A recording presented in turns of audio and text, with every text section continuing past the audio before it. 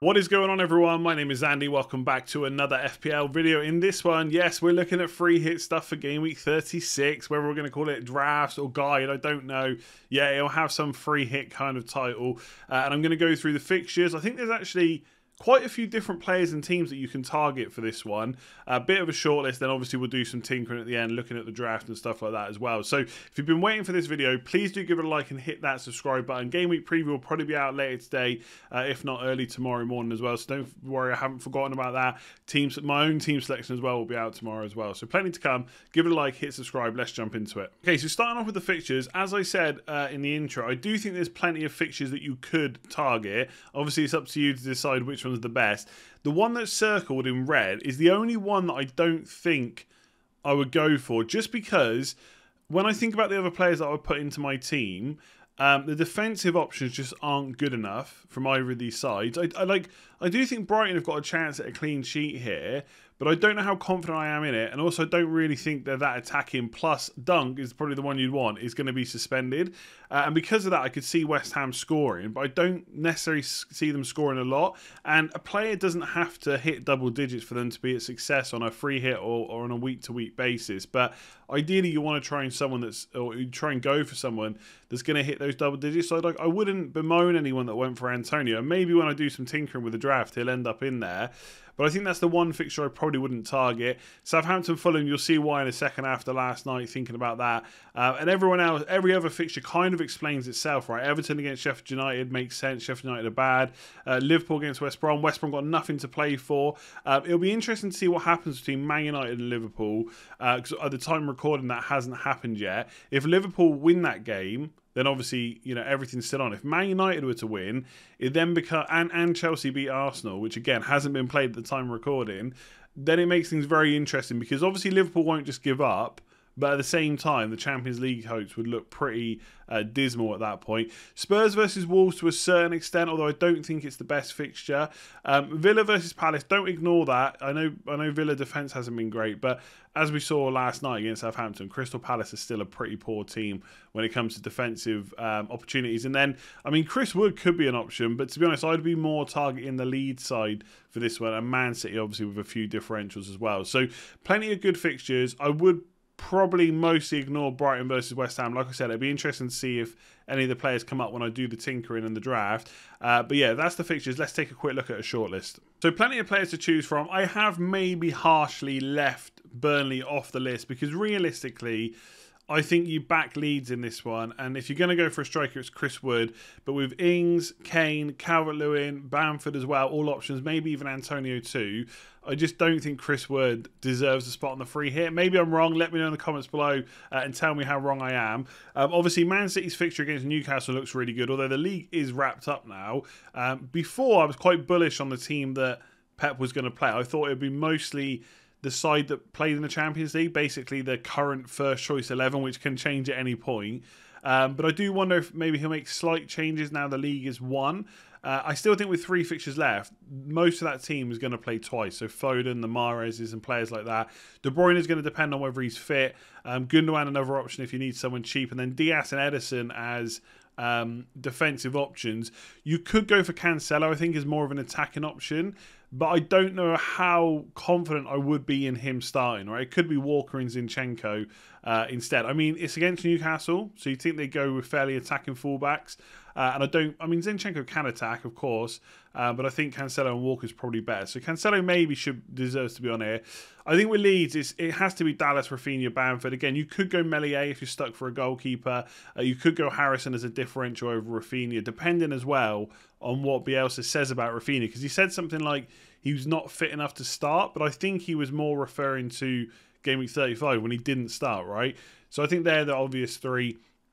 With Spurs, again, you could go for Lloris in goal, but Reguilon, Bale, Son, Kane, nothing really out of the ordinary there. Same with Liverpool. The 2 fullbacks are always the 2 main guys, plus Mane, Jota, Salah. And when I do the tinkering, I'll talk a bit more about this, but although Mane's the one that springs to mind, I wonder how short people will be of cash to spend on getting him. And I do think he's a great differential.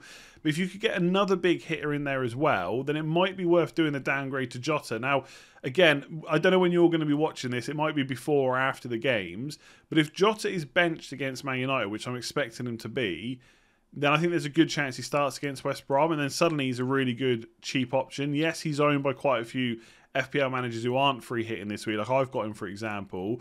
But he is definitely an alternative to Mane. Villa have got that great Crystal Palace game, so Martinez, Grealish, Watkins. Again, right, it's probably a little bit harsh to leave Palace out because Benteke's obviously just done really well.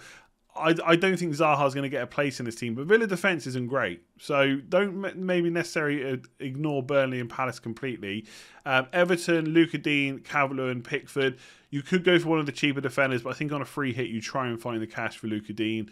And then Southampton, just Danny Ings. I certainly wouldn't be backing their defence at the moment. So that's the shortlist. Now let's put it into a team and play around with it a bit and see what we can come up with. Okay, so I'm going to build the team from scratch and then play around with it, right? And as always, the usual caveats apply. I've got different selling, buying values, etc. I've got different squad value to you. So you might not be able to use this, but the idea is not just to do it and say, this is the team. We're going to play around a bit. So I think, like, obvious players that I definitely would want in is Calvert-Lewin. Now, as always, right, you can go for someone slightly different from the same team if you're really chasing. But I think free hit is a big differential on its own, right? No one's getting the perfect team this week off free transfers, right? They'll have a good team, I'm sure. Like, I'm pretty happy with mine, for example. But if I was free hitting, there's definitely loads of players I would change. So you could go for players like Richarlison, but Calvert-Lewin is the better option, right? I think Luka Dean has to go in as well. And obviously, if I get to the point where we're over budget, then I will look to reduce it down, right? I think Man City are just an interesting one because they have won the league, but I just feel like on free hit you've got to do something a bit different. And yes, people are going to talk about getting in Mahrez and Foden, but most people either won't do it or they'll just get one. So right now as it stands, I think I would probably get both of them, Mahrez and Foden. I mean, Foden's cheap enough anyway at 6 million, right? So he's not really breaking the bank at all. And then the question is, do you get a third Man City player? Now, defensive-wise, you've got Stones at 5.1. Diaz is a full 6 million, and Cancelo's obviously 5.8. So again, I'm going to put Cancelo in for now, but we might have to downgrade him to John Stones, right? And then if we're looking at the fixtures, I think Leeds are worth a go. I really do. So probably Dallas as the other defender. Now, straight away, right, this is where maybe money comes into it and where you might start playing around with it a bit. So I'm saying that Luka Dean against Sheffield United, Dallas against Burnley, and Cancelo against Newcastle are good picks. But straight away then, my question to myself is, am I really ignoring Liverpool versus West Brom and not going for Trent Alexander-Arnold? Probably not, right? So then I've got to decide which one of these two I keep, which we'll decide in a minute. So Trent comes in. Mo Salah would definitely be in my team. I think, again, you could go, if you just want one big hitter from Liverpool, you could go Mane instead. I think he did look good the other night, but I mean, he's been getting into the right positions all season. It's just the finishing that's been a little bit off. His underlying stats are still pretty good. So you could go for Mane instead, or you could go for both. I think the problem if you go for both is your strikers, right? So straight away, what I'm going to do actually is just fill in some of the blanks with really cheap players. I know Smith Rowe's not playing, but he's really cheap. I'm going to put in Mitchell in defence, who started twice, by the way, in the double game week.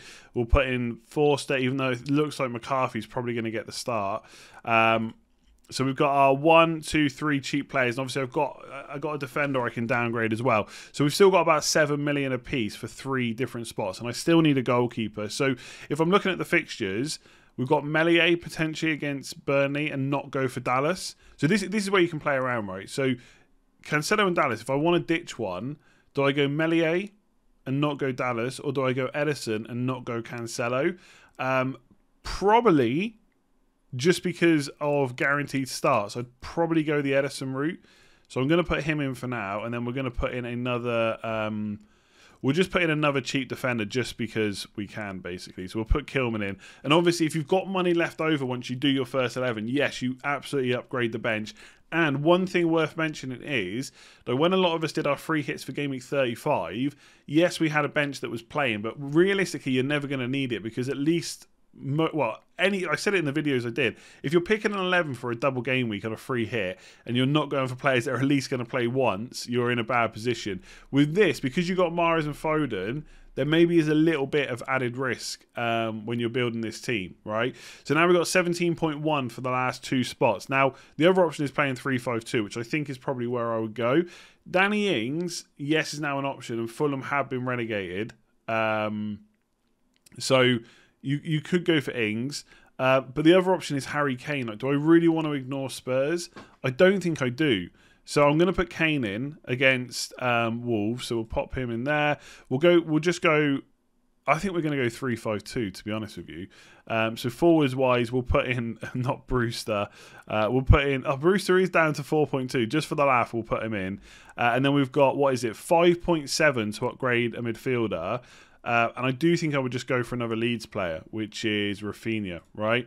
So with this team, you've got 0.3 left over. You may have more or less, right? There's ways to get around this by lowering down the price of players. I mean, in this one, I've got Kane and Mane and Salah, which are pretty big hitters. And obviously, you'd play 3-5-2. So Ederson in goal, Luka Dean, Dallas and Trent in the back.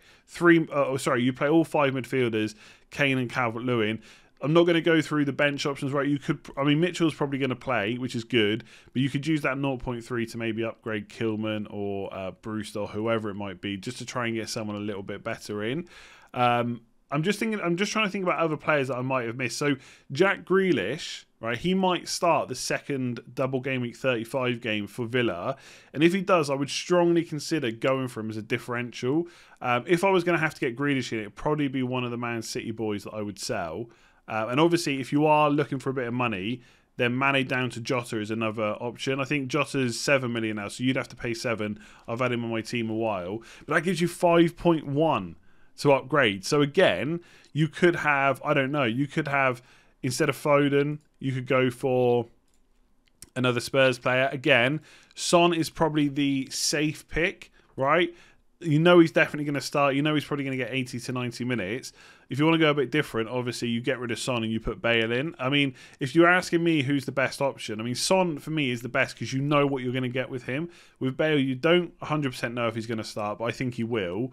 And also, you don't know how many minutes he's going to get, and that is probably a bit of an issue, right? He might only get 60 to 70 minutes, but I do think he'll start. And you've still got 2 million to spend. I think Kane and Calvert-Lewin, there's just no use in upgrading that. You could go for Bamford instead of Rafinha, which I think is actually a genuine consideration because with Bamford, you know he's fit, unless there's a recurrence of, like a new injury that comes to light. You know he's fit and he's going to start, and he's on penalties as well. So I think he's actually a slightly better option than Rafinha. But with Rafinha, he's a bit of a differential now because people have sold him. Not everyone has held on to him. So again, you would just put a cheap midfielder in that spot, whoever it might be, and you would just play 3-4-3 instead.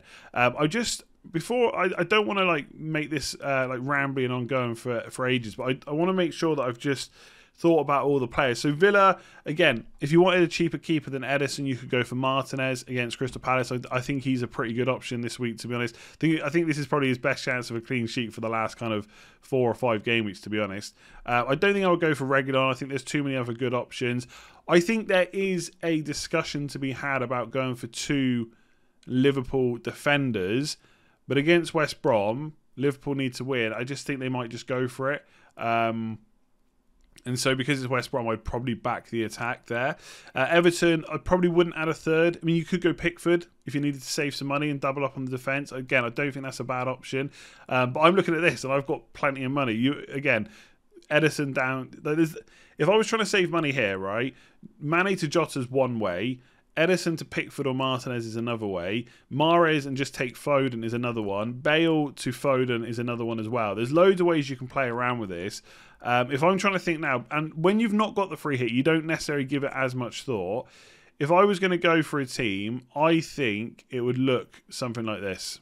I think I'll put a cheap midfielder in just for the sake of it. So Jorginho, he's not even playing, I know, but he's in. So it could be anyone. So Ederson in goal. So you've covered the Man City defence, which I think will be fine. You've got Trent, Dallas, and Luka Dean as your 3 defenders. You could, instead of Dallas, go for Cancelo. You could double up on. I mean, a triple up on Man City against Newcastle sounds pretty good to me. So you could go for a Man City defender instead. Luka Dean and Trent would probably be the first 2 defenders on my list. Calvert-Lewin and Kane would definitely be in for me as well. And then Son, Mahrez, Salah, Jota. There's so many options. I think it's a really fun week to free hit. But I think something like that. Again, you've seen the other changes I've made. I could have Mane instead of Jota and downgrade Son to Foden or whatever it might be. But something like that I think is pretty solid.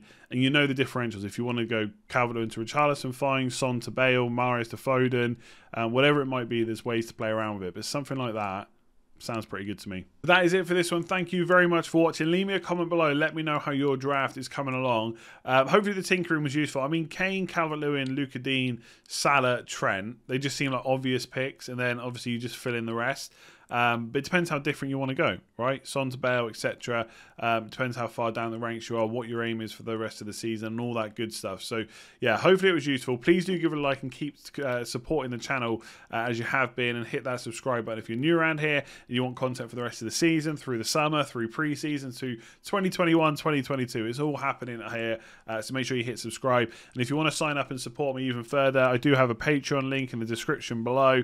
A few perks and benefits over there, which I'll probably rework a little bit as well for next season. But thank you to everybody that has signed up. Thank you for everyone that's liked the videos this year, subscribed, all that good stuff. I'm going to keep saying this stuff for the last few game weeks, so yeah, sorry. I guess you just have to try and get over it if you something that annoys you. But yeah, thank you. Give it a like, hit subscribe. I'll see you again soon.